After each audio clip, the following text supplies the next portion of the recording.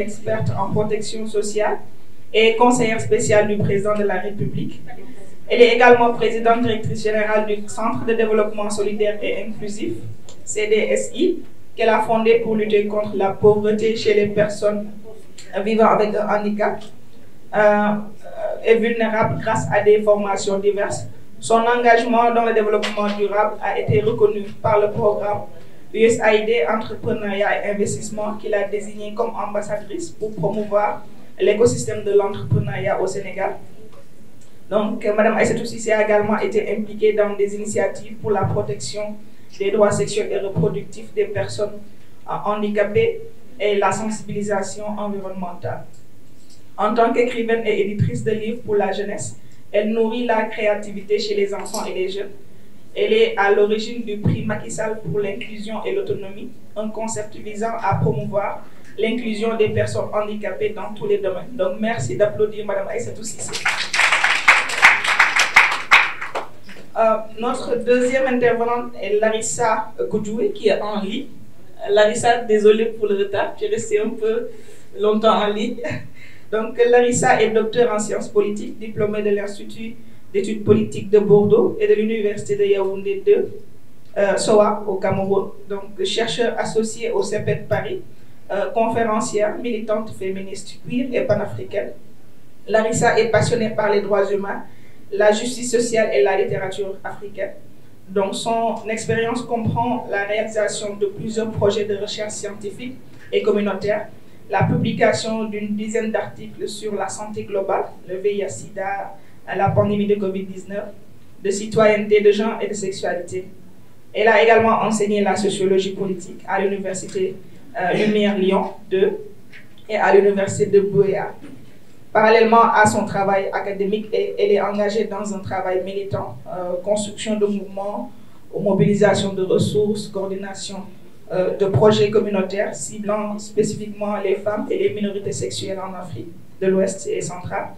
Elle rejoint Human Rights Watch en juin 2023 comme chercheur sur les droits LGBT en Afrique.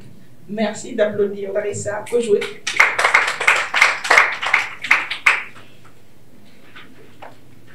Notre troisième intervenante se nomme ma sœur Wendiam Kaboy, donc Micheline. Elle est activiste des droits humains, panafricaniste et féministe engagée, gestionnaire informaticienne de formation. Elle est directrice exécutive de l'initiative Pananetugri pour le bien-être familial, IPBF, organisation féministe investie dans la promotion du leadership et de l'empouvoirment des jeunes femmes et jeunes filles à travers des stratégies féministes investies pour un monde égalitaire qui respecte les droits des filles et des femmes et très sensible aux inégalités de genre. Wendiam se passionne pour les études en genre et développement et le féminisme. Donc, elle a rejoint le conseil d'administration d'Equipop en 2021, celui de Queen en 2023 et dernièrement le partenariat de Ouagadougou, PO, en tant que point focal de la société civile. Wendiam est également advisor de plusieurs fonds et travaille à apporter sa contribution à la construction d'un mouvement de jeunes féministes en Afrique de l'Ouest. Donc, merci d'applaudir. Notre quatrième intervenante se nomme Denise. Doris, excusez-moi. Elle est présidente, j'ai des yeux pas possibles, donc tu m'excuseras si je massacre certains mots. Donc, elle est présidente de DG Partners, c'est ça? Ok. Donc, une ONG, elle est consultante en leadership transformationnel. Donc, merci d'applaudir Doris. Donc, pour entrer dans le vif de notre sujet, il n'est pas rare de voir, en fait, de constater que beaucoup d'organisations, souvent, prennent en fait le soin de préciser que ce sont des organisations féminines et non des organisations féministes.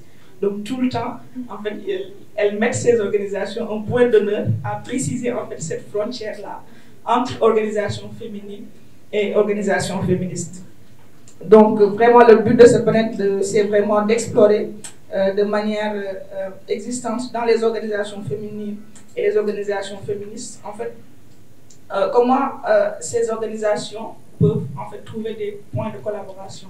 Parce qu'on sait qu'aujourd'hui, les organisations féminines ne sont pas forcément alignées sur la lutte contre le patriarcat. Donc, sur beaucoup d'autres questions, il y a quand même des frontières qui divisent. Mais comment, au-delà de ces frontières, arriver à trouver des points de jonction? Comment travailler ensemble en synergie? Parce qu'aujourd'hui, on se voit que pour que les droits puissent vraiment arriver à l'égalité des genres, il faudrait qu'on se mette ensemble. Et dans ce cadre-là, il faudrait que les organisations féminines, mais également les organisations féministes, puissent trouver des points d'entente et travailler ensemble.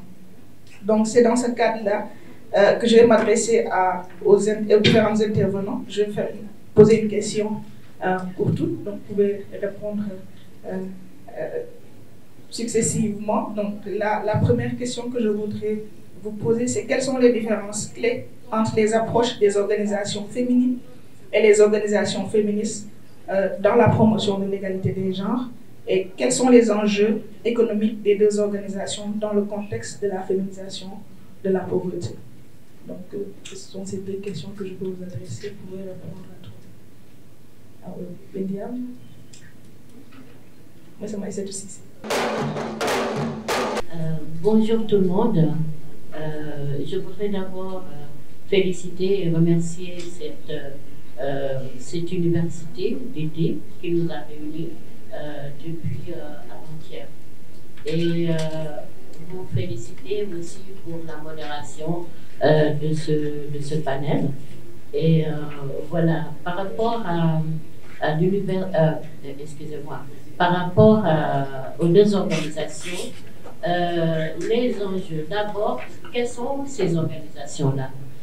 Les organisations féminines, je dirais, ne sont pas du tout dans le souci du patriarcat ou non.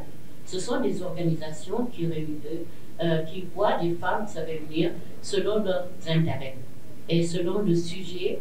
On voit au Sénégal des organisations qui se sont réunies par ce qu'on appelle les tontines de quartier, les tontines que les femmes organisent souvent, c'est pour le bail, souvent pour les ustensiles, parce qu'elles ont le souci de préparer le mariage de leurs enfants, et elles se cotisent, elles sont en association, et après cette association peut, selon leur bon vouloir, évoluer en association politicienne. C'est le cas souvent dans nos quartiers. Je prends l'exemple d'une association de jeunes filles dans laquelle on m'avait introduite. Et quand j'ai vu que cette association n'avait pas je ne m'y retrouvais pas en fait, parce que leur préoccupation n'était pas la mienne. Elles étaient beaucoup plus dans les positionnements, de se faire connaître, de se faire voir et de rassembler des pagnes, des trucs. Chacun parlait de son premier mariage. On était des jeunes filles et on parlait de comment on peut s'associer et préparer nos éventuels mariages. Donc, je ne me retrouvais pas vraiment dans cette association-là. Et tout bonnement, j'ai quitté. Parce que déjà, je suis née, je dirais, féministe.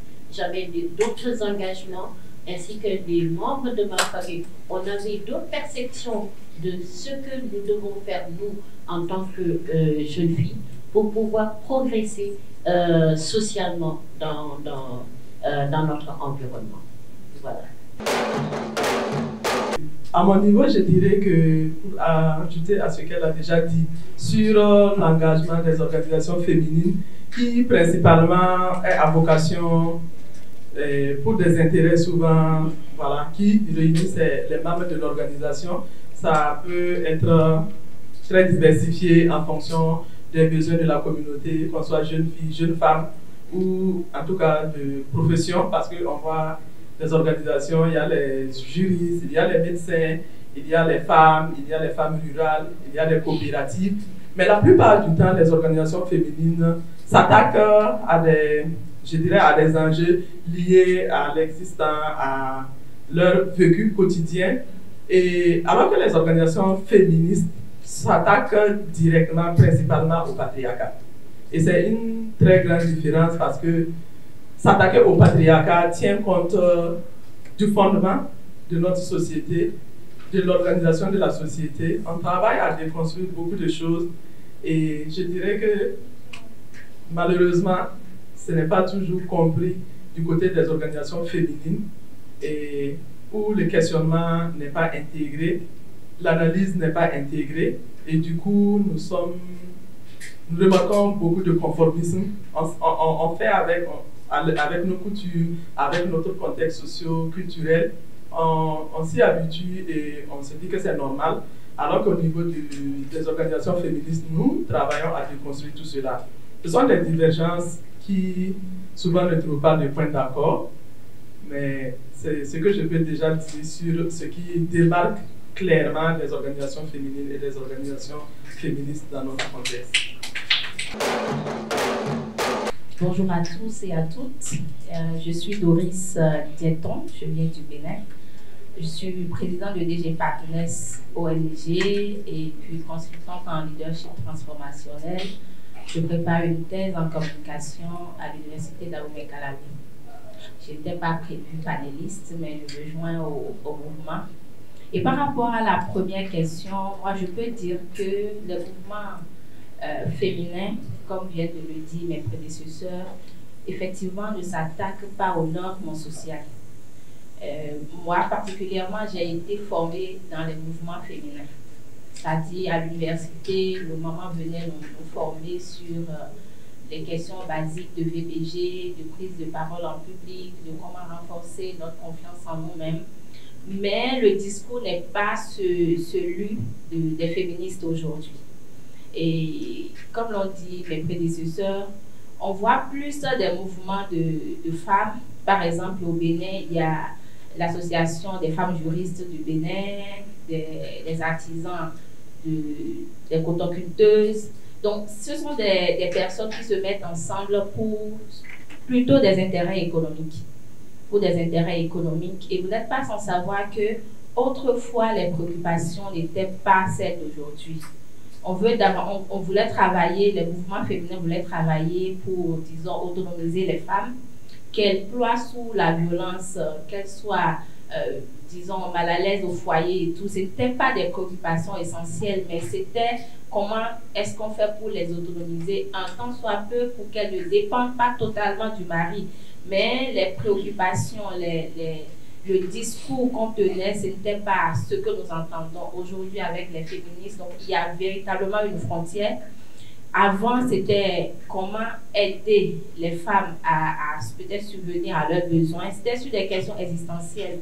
Aujourd'hui, on voit du côté du mouvement féministe ou des féministes, on voit clairement la démarcation où on s'attaque au patriarcat, on veut repousser les limites de nos normes. Et comme nous le savons aussi, les normes ont pris du temps pour s'enraciner et les féministes, ils vont véritablement avec une certaine audace pour pouvoir dire telle chose nous ne voulons pas, ce qui n'était pas le cas des mouvements féminins. C'est ce que je peux dire pour planter le décor. Merci beaucoup. Nous allons laisser le soin à Larissa de parler de cette frontière nette entre les organisations féminines et féministes. Oui, voilà. Merci beaucoup de m'avoir invitée. Je suis très heureuse de participer à cette discussion. Je vois dans la salle beaucoup de visages connus et en particulier Maman Fatousso qui est là, qui est une mentor pour nous les jeunes féministes dans l'académie et aussi les organisatrices. Vraiment, vous faites un travail formidable. À la première question, je suis heureuse de partager cette table avec mes sœurs-cières. À la première question de savoir quelle différence je fais entre les mouvements féminins et les mouvements féministes, moi je dirais que la frontière n'est pas si nette que ça, parce que c'est une question de sémantique. Et il y a certainement, oui, et on ne va pas le nier, un niveau de conscience politique qui est plus avancé du côté de celles qui s'identifient comme féministes par rapport à celles qui rejettent l'étiquette. Mais je pense que c'est surtout l'étiquette qui pose problème, au-delà de l'idée de détruire ou déconstruire les normes sociales qui sont en défaveur des femmes. Je m'explique. Que ce soit les mouvements féminins, que ce soit les mouvements féministes, nous sommes dans un mouvement des femmes. Nous sommes dans un mouvement où ce sont les femmes qui prennent les devants. Nous sommes dans un mouvement où les femmes décident ou choisissent d'avoir une voix au chapitre. Elles ne restent pas à la place à laquelle on les a assignées. Qu'elles se réunissent en coopérative, qu'elles se réunissent en réunion, les femmes ont toujours plus ou moins fait ça. Alors, le fait qu'elles ne s'attaquent pas frontalement au pouvoir ne veut pas dire qu'elles ne pensent pas au rapport de pouvoir, au rapport de domination qui existe. Moi, je pense que opposer les deux mouvements, c'est peut-être une erreur. Après, parce que nous sommes toutes et tous engagées pour les droits des femmes. Des femmes qui vont refuser l'étiquette féministe et qui vont se dire non, nous on ne fait pas ça. Mais quand on regarde au fond ce qu'elles font en termes d'environnement, en termes de préservation du climat, ce qu'elles font en termes de consolidation de la paix dans des zones en crise, ça a une portée politique. Et c'est quoi le féminisme? C'est la portée féminisme la portée politique du féminisme n'est pas de créer une société où les hommes et les femmes puissent avoir accès égal à toutes les opportunités, où les hommes et les femmes puissent véritablement s'épanouir.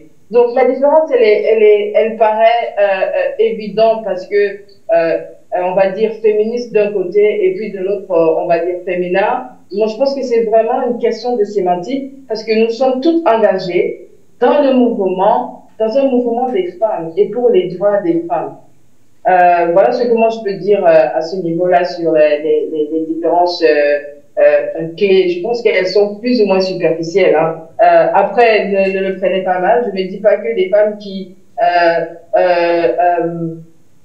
se battent, par exemple, qui n'ont pas le discours anti-patriarcal, ne sont pas féministes. Je dis qu'elles sont engagées dans un mouvement pour l'égalité, pas pour l'égalité, pour l'accès égal aux opportunités, pour un monde plus juste. Et en ce sens, même si elles ne réclament pas l'étiquette féministe, elles font partie du même mouvement que nous qui disons qu'on veut abattre le patriarcat. Le patriarcat n'est pas une valeur immuable. Il est possible de construire une société où tout le monde a sa place. C'est ce que je voudrais dire sur la première question. Merci beaucoup Larissa. Donc nous avons une autre intervenante en ligne, Briane Soussou. Briane Soussou est militante féministe du Bénin, présidente fondatrice de Actuel et coordonnatrice du réseau féministe national Filles en Action, professionnelle de la communication 360 degrés, spécialiste du plaidoyer et suivi d'organisation de groupes ou réseaux de projets féministes au Bayer. Briane Soussou est passionnée et s'est investie dans la promotion des politiques, des pratiques et des attitudes qui offrent aux filles et aux femmes les possibilités de devenir des actrices de développement de leur communauté, et ce, à commencer par le droit de décision sur leur corps. Donc, Briane est en ligne, elle ne se sentait pas très bien, mais si elle nous entend, elle peut répondre à la première question. Merci beaucoup, Zipporah. Bonjour, chers collègues. Félicitations à toutes les organisatrices de l'Université d'été féministe. Je m'en veux énormément de ne pas pouvoir être en présentiel avec vous, bien que je sois dans l'hôtel, mais c'est un honneur pour moi de prendre la parole à ce grand rassemblement. J'espère que je suis audible, Zipporah. Oui, absolument. Ok, super. Je vais rejoindre mes collègues avec qui je partage ce panel qui ont déjà donné leur avis. Mais moi, j'irai un peu plus particulièrement du côté des organisations féminines qui s'investissent dans la promotion et la défense des droits des femmes. En dehors des associations de génération du revenu et tout ça, il y a également aujourd'hui des associations de défense et de protection des droits des femmes qui, pour moi, font uniquement cela et également dans la promotion de l'équité des genres, pas dans l'égalité des genres, ni forcément des sexes. Des organisations à la tête desquelles on retrouve des hommes même, qui s'autoproclament quand même personnes pouvant connaître les défis des femmes et même s'ériger pour parler en leur nom. Ça, je parle en même temps déjà des défis que nous pouvons relever dans la présentation des travaux des organisations féminines, quand même, qui font également un bon boulot. Pour moi, en termes clairs de ce que je vois sur le terrain, je peux aussi dire que les organisations féminines ont un peu un statut, travaillent un peu dans le social et dans le culturel, dans le cadre de l'autonomisation et pas de l'empouvoirment des filles et des femmes. Mais quand on prend les organisations féministes, elles militent, elles sont en avant-garde et elles questionnent aujourd'hui les causes profondes des inégalités. Elles militent pour briser le sexisme, démanteler le système patriarcal, questionner même les causes profondes des inégalités dans la culture et réfléchir, penser pour un renversement des normes, pour adresser des politiques qui avancent sur les questions d'égalité des sexes dans la mesure où elle permet aux femmes de se posséder elles-mêmes. Pour moi, c'est déjà les petites différences que je note dans les organisations féminines et dans les organisations féministes, bien que les deux fassent un grand travail. Maintenant, la vraie question est, est-ce qu'il y a vraiment des frontières qui nous opposent, ou soit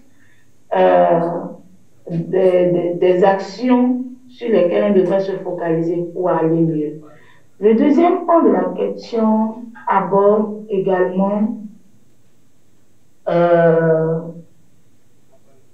le niveau, c'est-à-dire un peu les enjeux économiques.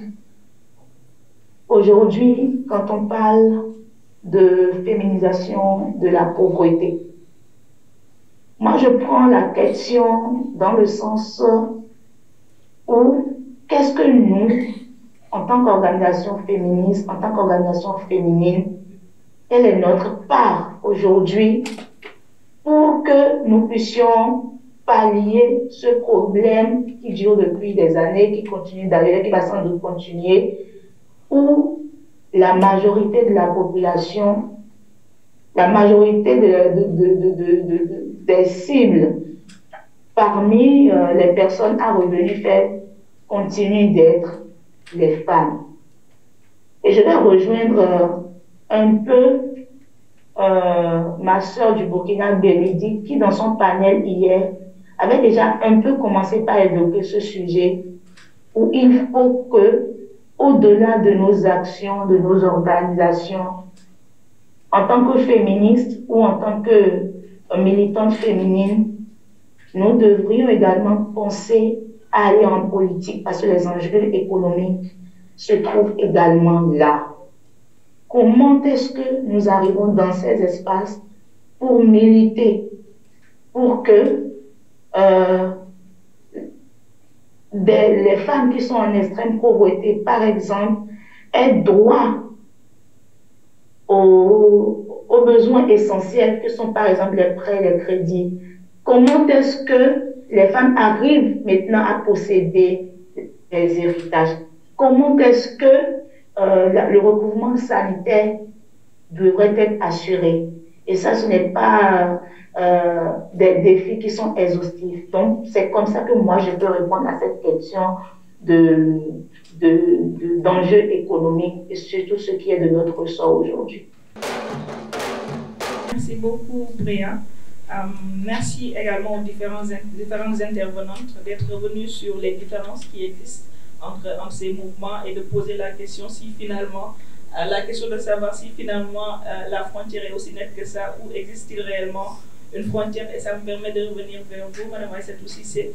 Vous avez évoqué un peu votre parcours dans des organisations féminines. Et aujourd'hui, peut-être vous êtes dans une approche plus féministe. Et finalement, existe-t-il des exemples concrets où les deux mouvements ont eu à se croiser, ou existe-t-il vraiment des possibilités de complémentarité entre ces deux organisations? Merci beaucoup. Je vais commencer déjà par le fait que les deux mouvements se soient croisés un moment, parce que je pars toujours de mon exemple, parce que il y a beaucoup de choses qui m'ont poussé vraiment à être activiste féministe. C'est des vécus, et je veux vraiment me présenter sur ça. Par rapport aux communautés, en fait, nous avons rencontré des mouvements féminins qui défendaient leur cause selon les croyances de leur communauté. Parce que ce sont des choses qui ne nous survolent pas, hein, qui sont là et qui sont vraies, qui ont été vraies pendant des décennies. Je parle l'exemple de l'excision. Il y a eu dans le sud de ce pays des femmes qui ont longtemps défendu l'excision parce que ça fait partie de leur croyance. Et moi, en tant que féministe, et d'autres femmes et jeunes filles que nous avons rencontrées, qui luttaient contre ces pratiques-là, qui ne s'appelaient pas ou qui ne s'identifiaient pas en tant que féministes, mais qui farouchement luttaient contre ce fléau-là, parce que notre corps nous appartient. Mais dans certaines communautés, il n'est pas possible de penser qu'une jeune fille ou une femme puisse imaginer qu'elle a des choses à dire, elle a son mot à dire par rapport à son corps. Et ça engendre bien évidemment des questions économiques également. Parce que ces femmes qui ont longtemps refusé ces pratiques se sont vues non seulement combattues par leur communauté, mais privées de beaucoup de choses. Économiquement, certaines ont pu abandonner la lutte et se ranger du côté de celles qui pensaient que l'excision, c'était une question religieuse. Elles ne voulaient pas être en porte-à-faux avec la religion, sans pouvoir comprendre que ce n'était pas possible. Ça n'avait rien à voir avec la question religieuse, mais c'était une question de pouvoir que certains hommes ou certaines femmes tenaient à propos de ça. Et en revenant encore sur ces rapports de force, nous avons, nous féministes, puis quand même aider d'autres femmes à comprendre. Elles sont dans d'autres mouvements différents des nôtres, mais à comprendre que leur combat avait un petit quelque chose qui ne les aidait pas. Qui ne les aidait pas du point de vue réussite ou qu'on puisse les entendre. Parce que du moment que, par rapport aux pratiques de nos communautés, elles ont accepté et elles ont défendu, au fil du temps, elles ont compris que ces rapports-là ne favorisaient pas en fait l'aspect économique, l'aspect social et aussi l'émancipation qui a été un mot pendant très longtemps utilisé au Sénégal pour montrer que les femmes ou les filles avaient une certaine expansion sociale ou autre. Donc, moi, je pense que la frontière, elle peut être mince, mais elle peut être très large aussi. C'est selon ce que nous pensions par rapport aux pratiques communautaires qui ont longtemps perduré, et aussi cette dimension économique qui réduit un peu la frontière entre nos deux perceptions. Madame Aïssatou Cissé, et à Brian, Doris et Larissa, j'ai également envie de vous poser la question de savoir quels sont les défis dans la collaboration entre finalement les organisations féminines et féministes, puisqu'on est vraiment dans cette dynamique de complémentarité et de collaboration entre les mouvements, les organisations féminines et féministes. Larissa, d'abord, avant de donner aux intervenants en ligne. Doris. On peut faire en présentiel d'abord. Celles qui sont en ligne, excusez-nous. Hein. Non, ça c'est pour la caméra. Déjà, il faut dire que je repars toujours vers les mouvements féminins parce que ce sont eux qui m'ont outillé, qui m'ont formé et j'ai pu voir un peu leur pratique. Vous savez, quand on parle par exemple de violence conjugale, moi j'ai déjà vu des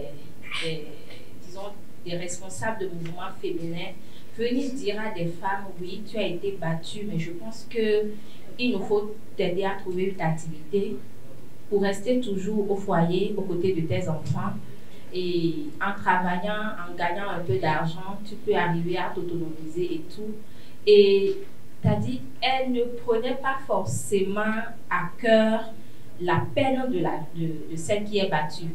C'est-à-dire, la femme qui a été touchée dans sa dignité, qui a été blessée et qui devait être accompagnée psychologiquement et tout, c'était des aspects qui étaient totalement occultés, mais on se disait, bon, si on arrivait à lui trouver une petite activité génératrice de revenus et qu'elle arrive à s'en sortir financièrement, elle peut ne plus trop demander de l'argent au mari, elle peut arriver quand même, mais on lui demande, reste auprès de tes enfants, ne fais pas de vagues, essaie de tenir comme nos grands-mères ont tenu, mais nous essayons de trouver des approches de solutions pour t'aider. Aujourd'hui, quand on prend un peu ce que font les féministes ou le mouvement féministe, d'abord c'est une pratique à dénoncer. Une femme battue, c'est une pratique, ça dit on dénonce ça et on n'est pas dans l'approche on essaie de régler le problème partiellement, mais on règle le problème dans sa globalité. On règle le problème tout en permettant à la femme de se retrouver, parce qu'une femme battue, ce n'est pas seulement de l'argent pour s'en sortir, mais c'est des séquelles psychologiques, émotionnelles. C'est un traumatisme vécu. Donc, moi, j'ai pu, en étant aux côtés des mamans qui m'ont formée, j'ai pu observer des pratiques pour lesquelles je n'étais pas totalement d'accord. Donc, je reste personnellement convaincue qu'il y a une frontière. Elle peut être mince, mais elle est liée aux réalités de chaque communauté, aux réalités de chaque communauté. De la même façon, la manière dont les féministes peuvent lever le temps aujourd'hui pour parler du droit à l'avortement, ce n'était pas ça. Ce n'était pas ça auparavant. Je suis relativement jeune, mais il y a de cela 15 ans, quand j'ai commencé par militer, ce n'était pas ça. Donc, je pense que l'audace de nommer les choses et les thématiques émergentes qui disons, sortent ou qui se révèlent dans le discours des féministes n'étaient pas exactement ce qui se passait au niveau des mouvements féminins. Donc moi, j'estime que la frontière, elle est là. Et il nous faut trouver plutôt des passerelles de collaboration. Et le travail du mouvement féministe ou des féministes, c'est de se montrer suffisamment ouverte, les féministes se montrer ouvertes pour, disons, tendre la main à celles qui étaient déjà engagées dans les mouvements féminins il y a longtemps et qui ont également fait du boulot comme elles le pouvaient ou comme ils le pouvaient, et de leur montrer que aujourd'hui le discours a évolué, il nous faut aller vers ci, il faut aller vers ça avec de la méthode, parce que lorsque nous voyons un peu le temps que les normes sociales ont mis à s'enraciner dans nos cultures, il faudra peut-être des décennies pour arriver à véritablement les déconstruire. Donc, progressivement, le travail va se faire, mais c'est de tendre la main aux autres pour que ça puisse se faire en synergie. Sur ces passerelles de collaboration, je vais aller en ligne avant de revenir vers toi, Micheline.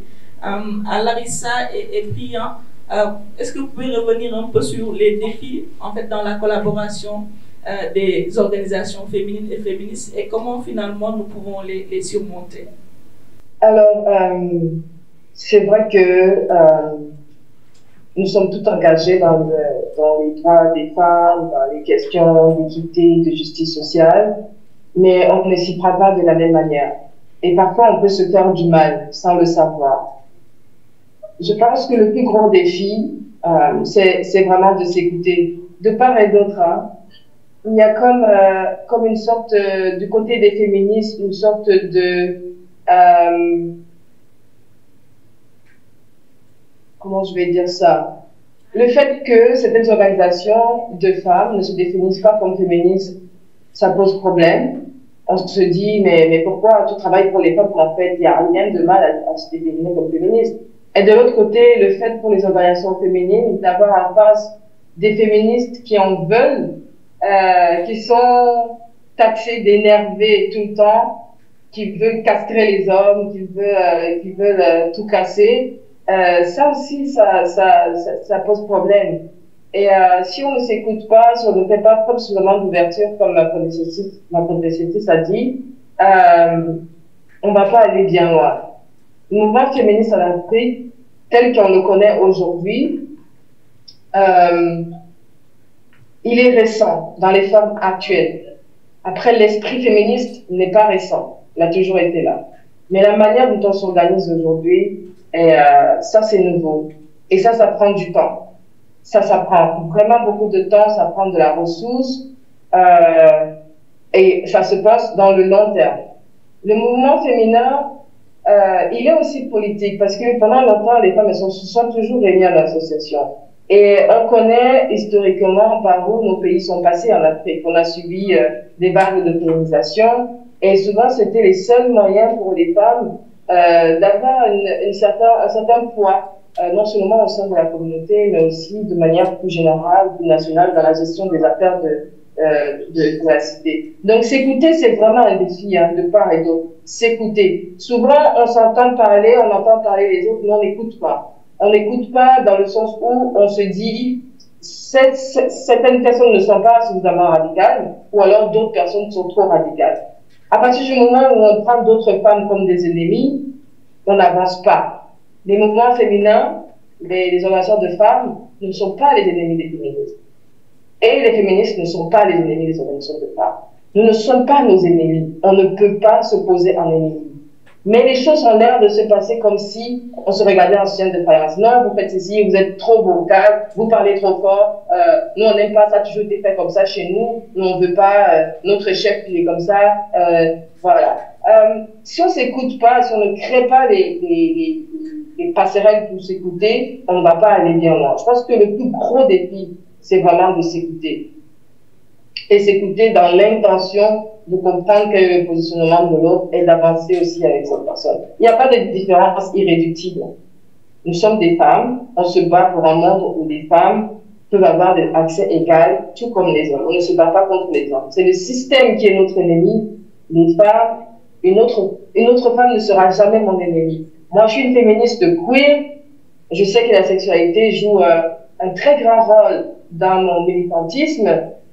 Mais même une féministe, une organisation de femmes qui estime, par exemple, que en tant que féministe queer, je ne suis pas assez africaine, je n'ai pas ma place, ce n'est pas mon ennemi. C'est une question de compréhension, c'est une question d'ignorance. Je dois l'écouter, je dois écouter ce qu'elle a à dire. Mais ce que je souhaite, moi, au plus profond de moi, c'est qu'elle m'écoute aussi. C'est qu'elle écoute aussi ce que j'ai à dire. Il n'y a pas de différence irréductible. Et l'ennemi, c'est le système patriarcal, c'est le capitalisme, c'est tout un ensemble de choses qui nous dépassent. Ce n'est pas d'autres femmes. Donc pour moi, le plus gros défi, c'est s'écouter. Et c'est aussi ça la passerelle, donc les moyens de collaboration, s'écouter et créer des espaces pour le faire, créer des espaces peut-être en dehors des étiquettes pour pouvoir rassembler le plus grand nombre de femmes. Lema Bowe au Libéria, je ne pense pas qu'elle s'est jamais définie comme une féministe, mais ce qu'elle a réussi à faire au Libéria dans le processus de paix, c'est extraordinaire. Wangari Maathai, qui est prix Nobel je pense, de l'agriculture, ne s'est peut-être jamais définie comme féministe, mais ce qu'elle a réussi à faire, c'est énorme.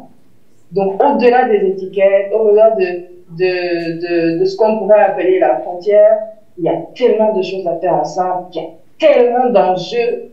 Si on s'écoute, c'est que dans 5, 10 ans, 20 ans, on n'a pas les systèmes politiques qu'on a en ce moment en Afrique. On a une Afrique qui est l'opposé du visage qui se présente aujourd'hui. Merci. Merci. Merci beaucoup, Larissa. Brillant. Merci beaucoup, Larissa. Je pense que Larissa a dit beaucoup de choses de ce que je voulais dire. Et ça, vraiment, je salue énormément ça. Et donc, pour ne pas la répéter, frontière, oui. Mais je reviens toujours sur la question de est-ce qu'elle nous divise, et je pense que Larissa a essayé de montrer surtout en quoi les mouvements féminins également sont politiques et de comment ces mouvements ont énormément contribué à représenter les femmes, à donner de la voix aux femmes pour qu'elles réclament leurs droits à un moment donné de la colonisation ou de notre histoire. Frontière, oui, mais dedans on parlera également des conflits. Mais il faudrait que ces conflits que déjà mes collaboratrices, mes collègues ont déjà évoqués sur ce panel, doivent être considérés comme des conflits sains, des divergences saines. Il ne faut pas surtout rentrer dans cette logique du patriarcat qui veut diviser pour mieux régner. Parce que nous soyons organisations féminines ou féministes, nous apportons toujours quelque chose, bien que les approches, les méthodologies et les causes que nous questionnons ne sont pas les mêmes et ne sont pas de la même énergie, mais ni de la même ampleur. Il faudrait donc, dans ça, comme l'a dit Larissa, venir à des espaces où on s'écoute, où on se parle, où on pense ensemble, de solidarité politique, de synergie politique, des points de convergence sur lesquels nous pouvons avancer pour renverser les politiques, pour que les femmes se possèdent elles-mêmes en tout point de vue. Arriver à mener le débat à un niveau où qu'on ne fasse plus de classification entre, par exemple, féministes radicales, féministes modérées, défenseurs des droits radicaux, défenseurs des droits des femmes modérées, parce que c'est des terminologies qui nous divisent et d'une manière ou d'une autre, toutes en tant que militantes ou militants, que nous soyons personnes morales et dans une personnalité morale ou physique, nous renforçons au quotidien. Et ça déjà nous divise pendant que nous travaillons ensemble pour une cause donnée. Il faut arriver à centrer le débat à un niveau où il faut montrer que le féminisme hier, aujourd'hui et demain demeure toujours pertinent parce qu'elle aborde des sujets très difficiles. Des sujets centrés sur le fait que les femmes doivent se posséder elles-mêmes, penser pour elles, décider pour elles, que leur bien-être compte, leur état émotionnel, leur état physique, tout ce qui les concerne doivent d'abord être sur elles-mêmes avant toute autre personne. Que le féminisme est pertinent dans la mesure où elle aborde les questions de l'écart salarial, des violences sexistes et sexuelles, des sujets assez démocratisés aujourd'hui, des stéréotypes de sexe de genre et surtout sur l'importance d'un mouvement inclusif et intersectionnel. Il faut aussi toujours amener le débat à un niveau où il faut aussi insister sur le fait que le féminisme aborde également les questions de sororité entre les femmes, parce qu'elle encourage la sororité entre les femmes et valorise leur réussite et leurs expériences. En créant des espaces d'échange et de soutien, le mouvement féministe permet aux femmes de s'unir pour faire face aux défis et aux inégalités qu'elles rencontrent au quotidien. Merci. Merci beaucoup, Brillant. Merci à nos brillantes panélistes d'être venus finalement sur ce besoin de réinterroger les étiquettes qui finalement nous divisent et peut-être aller vers vraiment la création d'espaces où on pourra s'écouter, échanger. Et cela me permet de revenir vers Micheline pour lui poser la question de savoir comment finalement les organisations féminines peuvent contribuer à élargir la portée et l'influence des mouvements féministes en mettant en avant les enjeux spécifiques auxquels les femmes sont confrontées dans leur contexte local. Merci beaucoup, Zipporah. Et merci à mes prédécesseurs, à mes collègues qui ont beaucoup partagé l'importance et la nécessité pour les organisations, je dirais, de défense des droits des femmes, de façon globale, de travailler ensemble, de créer des espaces intersectionnels, des espaces inclusifs, et se tenir main dans la main pour développer et accompagner notre sororité entre organisations de défense des droits des femmes.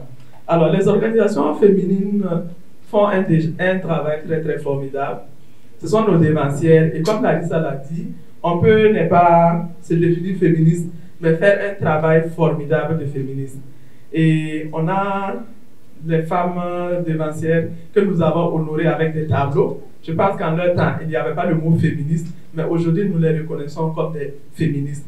Donc, c'est pour dire que le féminisme a toujours existé dans notre travail, dans notre combat, et que chaque jour, nous allons continuer d'avancer ensemble pour atteindre cet idéal. Et pour moi, les organisations féminines qui travaillent à la base sur les questions d'autonomisation, comme ma soeur l'a dit, doivent peut-être repenser leur structuration, leur organisation. Et ce sont des organisations, la plupart du temps, qui sont beaucoup influencées par le patriarcat, je dirais, beaucoup de présence d'hommes. Nous, à travers le fonds Panantouri, à chaque fois que nous recevons les candidatures, nous allons voir président homme, même pas secrétaire général. On va mettre des femmes dans le bureau, mais le président c'est un homme, le secrétaire général c'est un homme, le trésorier c'est un homme, et les autres postes sont affectés. Les vices et les adjointes sont des femmes. Donc, nous sentons vraiment l'influence patriarcale dans ces mouvements féminins la plupart du temps. Et pour contribuer vraiment à l'expansion du mouvement féministe, je pense que nous pouvons accompagner à travers la déconstruction, à travers les réflexions, à travers le développement du leadership, le renforcement des capacités des leaders, que ces organisations féminines prennent en main leurs organisations, leur travail. Et on ne dit pas d'exclure les hommes, on compose avec les hommes, mais le fait de détenir le pouvoir, comme nous l'avons pu expérimenter le premier jour de cette université, les hommes ne réfléchissent pas forcément au bien des femmes, ni à considérer les femmes comme des personnes entières avec des connaissances, des compétences qui peuvent travailler pour elles-mêmes. Donc toujours considérer qu'il faut un homme devant pour mieux éclairer n'est pas forcément la stratégie qui peut nous amener à développer vraiment notre travail, à travailler ensemble et surtout à atteindre nos objectifs. Donc, je dirais que les organisations féminines peuvent travailler davantage sur leur mouvement, leur leadership et avoir des femmes puissantes parce qu'elles ne sont pas moindres et même en étant adjointes ou en étant vice, elles apportent beaucoup dans le travail de ces organisations. Donc, c'est déjà un point important. Il y a également, en termes politiques, comment intégrer certaines questions que les mouvements féministes abordent. Donc, c'est important qu'au niveau des organisations féminines également, on puisse avoir cette vision politique qui embrasse également les enjeux et les défis liés au système patriarcal pour accompagner le développement des actions. Il y a l'intersectionnalité, on l'a tantôt évoqué, et pour nous, je dirais à IBBF, on a cette chance-là, je dirais qu'on a une organisation tampon parce qu'on n'est pas dans le féminisme radical.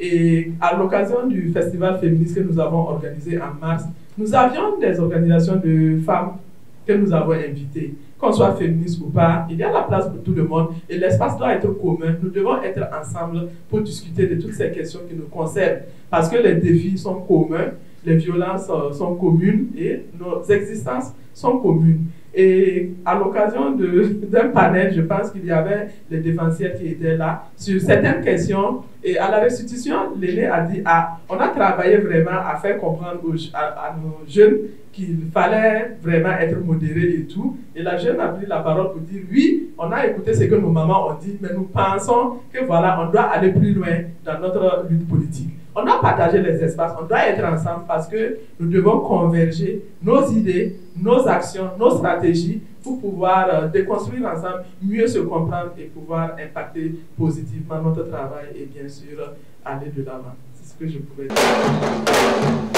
Finalement, de création d'espace où vraiment les deux mouvements pourraient collaborer et finalement s'écouter. Parce que finalement, c'est ce qui pose le plus de problème. On a d'un côté les devanciers qui pensent qu'en fait le mouvement est trop radical et ça revient sur la question des étiquettes qu'on se donne, modéré, pas modéré, peu modéré, moins, voilà. Donc finalement, réinterroger même le fait d'être féministe ou pas. Donc c'est autant de choses, d'étiquettes en tout cas, qui peuvent nous diviser. Mais je pense qu'il y a cette possibilité en tout cas de créer des espaces où on peut s'écouter, de travailler ensemble, mais également de trouver, comme nous l'avons dit, des pistes de collaboration. Je vais donner la parole au public parce qu'on a un temps limité. On m'a fait signe depuis quelques minutes. Donc je vais donner la parole au public pour poser des questions parce qu'il faut aussi que nous puissions avoir des moments d'échange avec les panélistes. Je vois déjà Tata. Quand s'est créée la femme, qui est l'Association africaine des femmes pour la recherche et le développement, c'était en octobre 1977, un débat d'une semaine, c'était « Nous ne sommes pas féministes, féministes occidentales, c'est colonial ». C'était ça le débat. Féministe et colonial. Pourtant, et dans cet atelier, c'est Marianne Savani qui recevait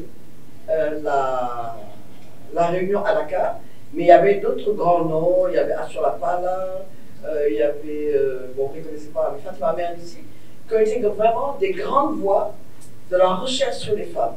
Et tout disaient, nous ne sommes pas féministes. Mais ça, c'est pas si longtemps, c'était 1977. En 1980, Angélique, il y a eu un mouvement féministe. Qu'est-ce qui s'est passé entre-temps? C'est ça qui me questionne. Et on a, en même temps, on a ça au niveau de la recherche. Là, quand les femmes ont été impliquées dans la recherche, bon, elles faisaient de l'histoire, de la sociologie, de la philosophie, de la médecine, mais la question des femmes n'était pas une question de base. Dans les sciences sociales, on ne reconnaissait pas les femmes, même pas dans l'histoire. C'est avec la désignation des Unis pour les femmes, car la question des femmes du international, poussée par les femmes en Occident, où on a commencé à réfléchir. Beaucoup de femmes africaines ont dit, nous ne sommes pas féministes, il faut décoloniser. Et on a eu tout un débat, et je vais m'en arrêter là. Et c'est en 2001, donc 1977 à 2000, on a eu tout un débat sur le matriarcat. Les femmes, c'est quoi? Les femmes, c'est d'abord mère. Et on a des mouvements qui sont créés, qui ne voulaient pas dire gender, et qui sont appelés gender. J-I-E-N-D-A. On ne peut pas dire gender. Donc on a eu tous ces débats. C'était même pas dénoncer le patriarcat. Parce que le patriarcat, il n'est pas africain. Charles Diop a dit, le patriarcat, il n'est pas africain, il est ailleurs. Nous, nos sociétés sont à base patriarcale. Donc on a un gros problème. Alors ici, tout le monde dit, on dénonce le patriarcat. Et depuis, quand est-ce que nous avons commencé à dénoncer le patriarcat? Alors on a dénoncé le patriarcat impérialiste, français, anglais. Mais est-ce qu'on a commencé à voir le patriarcat en Afrique, en dehors de l'islam et du christianisme? Donc il y a un certain nombre de questions. Et là, autour du matelas, tu sais qu'aujourd'hui, il y a des réunions de repas où on dit, mais c'était quoi la place des femmes dans la société précoloniale? Moi, je sais que le premier article que j'ai écrit sur les femmes, c'est la place dans la... Mais je disais, mais les femmes, elles sont importantes. Et maintenant, je me rends compte qu'on était importantes et centrales, mais on n'était pas égales. Mais ça, il a fallu du temps pour réfléchir. Donc on a tout un débat, et ce débat, en vous clamant féministe ou féminine, vous ne pouvez pas l'éviter. Il faudra un jour revenir sur déconstruire ce que nos sociétés, nous-mêmes, de manière endogène, nous avons fait comme place aux femmes. Et bien sûr, le patriarcat est là, il nous a envahis, et la colonisation, et l'islam, et le christianisme les ont renforcés. Mais on a un travail commun à faire, parce que nous qui nous sommes féministes, nous n'avons pas tout à fait déconstruit les discriminations qui existent dans notre société. C'est aujourd'hui qu'on parle d'égalité. Autrefois, on ne parlait pas d'égalité. C'est vraiment mais l'égalité, c'est une question tout à fait contemporaine. Il y a 30 ans, là, on ne parlait pas d'égalité. Je vous l'assure. Merci beaucoup. Vous allez me permettre de poser une petite question à Madame Fatou Sow, en fait, parce qu'elle est sociologue, et il y a une question que je me pose depuis toujours, en fait. On sait que dans nos sociétés, les réalités étaient aussi matrilinéaires. Elles étaient matrilinéaires. La domination masculine. Voilà. Donc elles n'étaient pas matriarcales, elles étaient matrilinéaires. Absolument. Voilà. Donc ça veut dire que... Merci beaucoup. Ça veut dire que les femmes, elles étaient là, mais elles n'avaient pas le pouvoir. Elles n'avaient pas le pouvoir comme le patriarcat, et ce serait bien qu'elles reviennent dans ça. Par contre, moi, ce qui me... Merci beaucoup, mesdames, d'avoir pris quand même le temps de répondre à toutes ces questions-là. Et j'ai eu l'impression, à travers vos interventions, que on essaie de faire une sorte de généralisation, si je peux dire, c'est-à-dire qu'il y a des organisations féminines et c'est forcément des organisations seniors, des femmes qui ont l'âge et tout ça, et les jeunes organisations qui sont des organisations, et les jeunes organisations qui sont forcément des organisations féministes. Pour moi, ce n'est pas du tout le cas. On a des jeunes organisations qui ne sont pas du tout des organisations féministes et qui sont des organisations contemporaines qui sont nées voilà, tout récemment. Et quand on parle de certaines sociétés comme la Mauritanie où on ne parle pas forcément de féminisme et même se revendiquer féministe s'avère politique.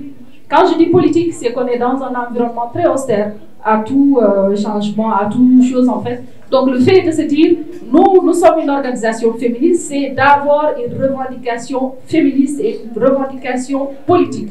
Parce que c'est le fait de se différencier avec les autres organisations. Et excusez-moi, je ne sais pas si c'est valable pour tous les pays, mais pour, par exemple, la Mauritanie, il y a des organisations qui se disent sont des organisations des droits des femmes. Ils le disent justement pour ne pas qu'on les confonde avec des organisations féministes. Parce que se dire organisation féministe, c'est susceptible d'être rejeté, c'est susceptible d'être fiché, et voilà quoi. Donc il y a un petit grain aussi d'opportunisme là-dedans. Je me dis que si je dis que je suis une organisation de droits des femmes, donc j'ai plus de largesse avec l'État, j'ai plus de largesse avec certains bailleurs, je suis beaucoup plus tolérée et je veux faire ce que je peux faire. Alors que si moi je me revendique comme étant une organisation féministe, je me heurte à des barrières. Donc c'est un choix à faire. Et ça, c'est pas une question d'organisation de vieilles dames et d'organisation de jeunes dames. C'est souvent une question de choix. Dans certains, par exemple, pays, c'est une question de choix, en fait, qui, comme je dis, il y a un peu de brin d'opportunisme là-dedans. Mais il y a aussi la démarche. La démarche, quand je dis démarche, c'est-à-dire c'est deux organisations quand même qui ont des visions très différentes. Parce qu'on peut être une organisation de droits des femmes, alors que nos actions sont sous le prisme du patriarcat, vous l'avez dit. Alors qu'être une organisation féministe, c'est d'abord déconstruire le patriarcat, donc avoir des activités qui sont sous le prisme féministe. Donc on voit très bien quelle est la différence entre ces deux manières de faire, ces deux manières de trucs. Maintenant, je suis d'accord qu'il faut aller vers le dialogue et qu'il faut aussi discuter. Et l'autre chose aussi qu'il ne faut pas créer, c'est éviter la concurrence. Nous, les femmes, le patriarcat a fait qu'on nous met en concurrence. Toi, tu es la bonne féministe, elle n'est pas la bonne féministe. Elle est la bonne organisation, elle est dans la mauvaise organisation. Tout ça, c'est des concurrences que nous, le système crée et que nous aussi, nous imitons aveuglément. Donc voilà, merci beaucoup. Vers une guerre entre les deux organisations et aller vraiment dans cette dynamique de collaboration. Et je pense que c'est ce qu'on peut retenir de ce panel. Et je ne peux pas ne pas remercier en tout cas nos brillantes panélistes. On peut les applaudir avant de clôturer. Ceux qui sont en ligne, Larissa et Brian, merci à vous. C'était très enrichissant et à tout bientôt.